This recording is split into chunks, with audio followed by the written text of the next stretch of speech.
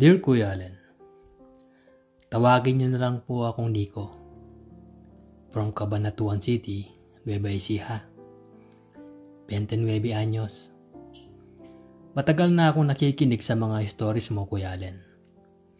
At may mga part na nakaka-relate ako at minsan nakakatulong din sa personal na buhay ko.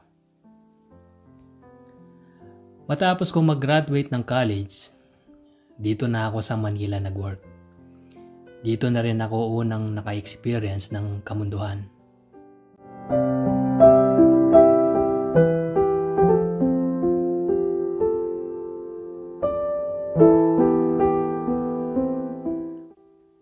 .5'8" ang height ko, physically fit, mestizo, at sabi nila ay cute.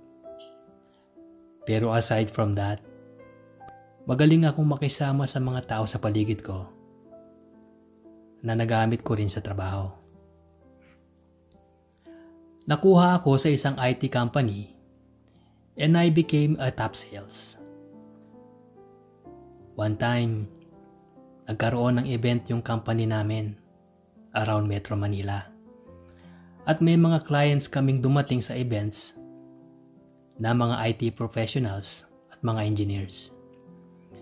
Pagkatapos ng event, kinausap ko yung isa kong client na engineer at nagkamustahan about their business sa company at ang mga needs nila for IT infrastructure. Habang nagkukwentuhan, may lumapit sa kanya na isang guy na isang client naman nila. Sinama niya sa event namin. So technically, hindi ko client yung guy na yon. Pagkatapos, kamustahan, kwentuhan. Habang kausap ko yung client ko, Kuya Allen, hindi mawala yung tingin ko sa guy na kasama ng client ko. Itago na lang natin siya sa pangalang Dave. Hindi ko alam pero parang familiar sa akin si Dave. Parang nakita ko na siya, hindi ko lang maalala. Hindi ako sure kung sa TV o sa commercial. To describe him, gwapo siya, maputi, kissable lips, at sa tingin ko ay mga 5'6" yung height niya. Maliit lang siya, Kuya Allen, pero lalaking lalaki yung dating niya. Para siyang daddy type.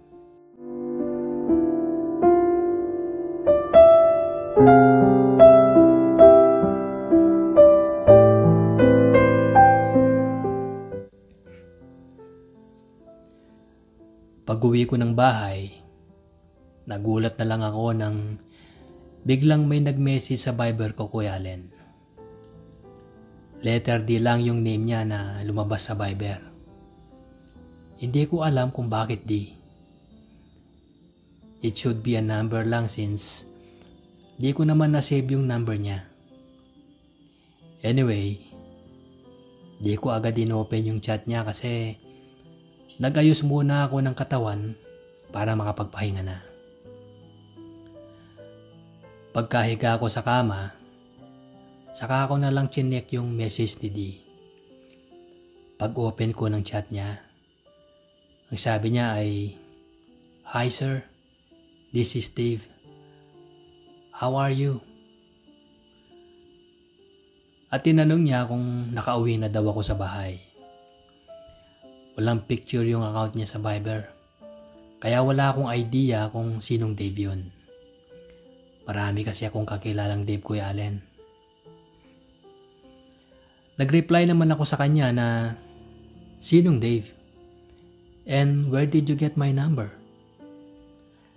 Nainis kasi ako, Kuya Allen, kapag may chat or text na hindi kumpleto yung details.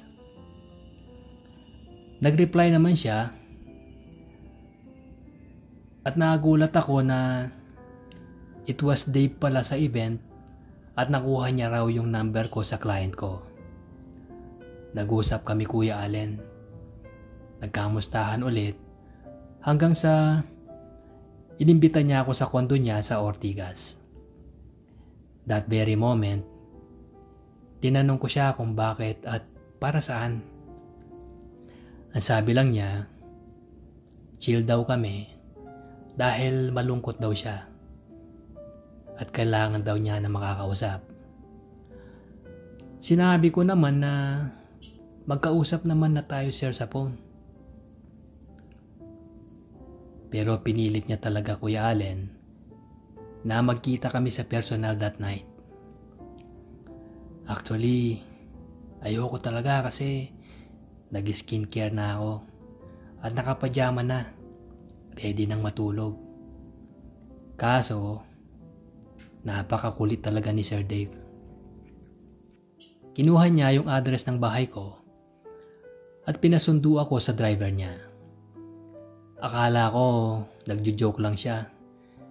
Pero in less than 20 minutes, nagulat ako. Andun na raw sa labas ang apartment ko yung driver niya.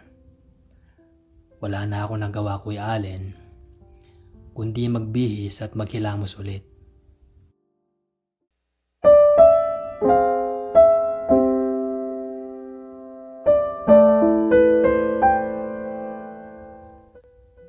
Hanggang sa nakarating na nga kami sa kondo niya. Dire-diretso lang ako Kuya Allen sa lobby at hindi na sumama yung driver niya at magpapark daw. Nung papasok na ako sa lobby, hinarang ako ng receptionist at hiningan ako ng ID at sino raw yung pupuntahan ko. Nataranta ako. Wala pala akong details ni Sir Dave. Kahit yung floor ng kondo niya, hindi ko alam. Tinawagan ko si Sir Dave at sinabi niya yung floor ng unit niya.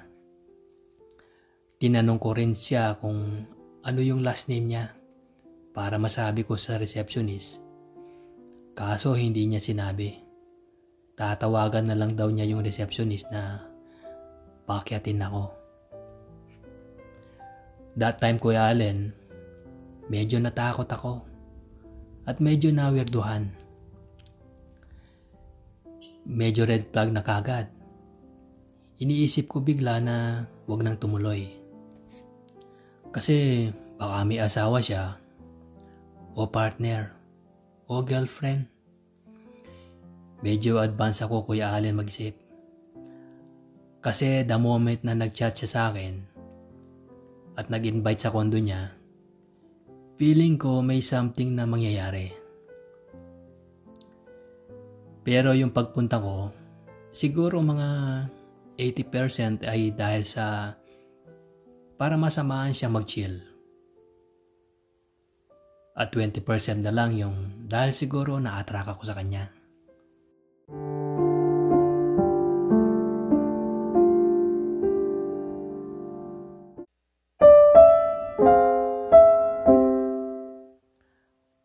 Hanggang sa nakarating na nga ako sa unit niya. Nag-doorbell ako. Nagulat ako Kuya Allen.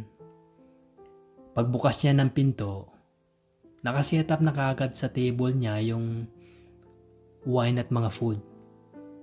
Mukhang nag-ready na talaga siya. Nagkwentuhan ulit kami. Siguro mga 3 hours siguro Kuya Allen.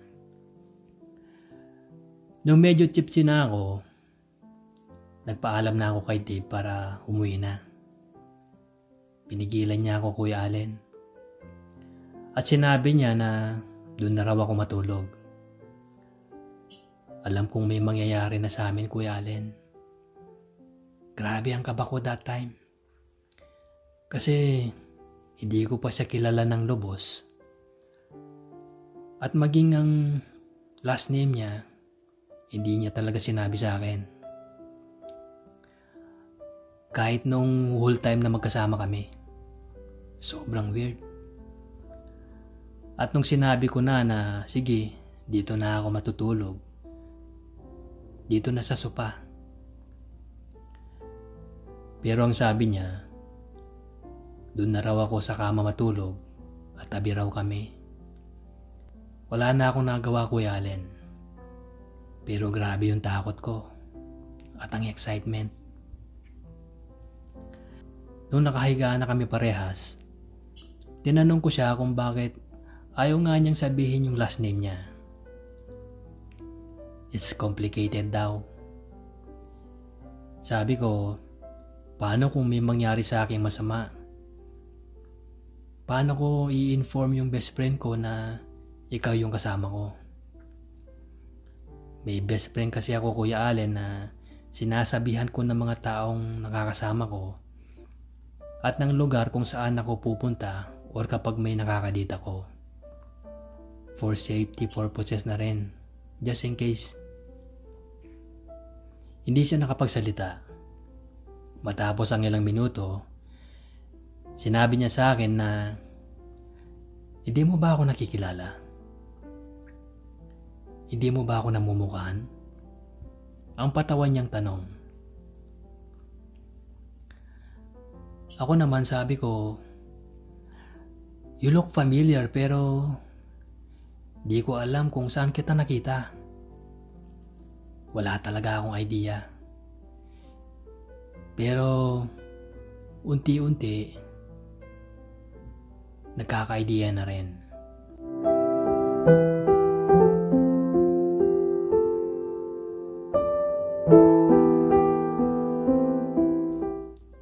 Lumapit siya sa akin at pinakita niya sa akin yung phone niya. Binuksan niya yung Instagram account niya at laking gulat ko, Kuya Allen. Siya pala yung endorser ng sikat na men's underwear. Kaya pala familiar yung mukha niya. Lumabas na rin siya sa mga films pero hindi siya active sa TV. More on commercials and business daw siya. Medyo nahimasmasan naman ako dahil nakilala ko na siya. Bigla siyang lumapit sa akin at hinalikan niya ako, Kuya Allen. At sinabi kung okay raw ba at kilala ko na siya. Wala na akong nasabi. Tinuloy na lang namin yung halikan namin. Hanggang sa hinalikan niya ako sa leeg.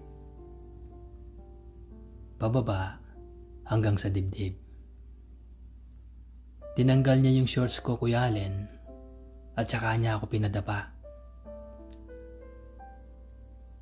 Nagulat ako sa ginawa niya. Pero sinabi ko sa kanya na huwag at wala pa akong karanasan dyan. Laking gulat niya, Kuya Allen, at medyo natawa siya. Ako naman ay na-offend. Sinabi ko sa kanya na tap ako. At never pa ako nagpapaganon. Bumiti lang siya at sinabi niya na tap rin siya. Pinadapa niya ulit ako.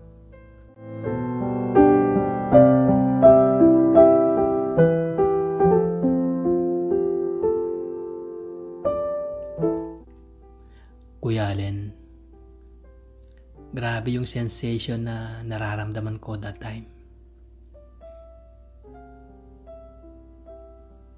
Dahil dun sa ginagawa niya. Kitang-kita ko yung mukha niya habang ginagawa niya yun sa akin. At nagpalit kami ng pwesto. Napakahat niya, Kuya Allen. Ang ganda ng katawan, 6-pack abs, at lalaking lalaki. Pagkatapos na mga yon, natulog na kaming magkatabi.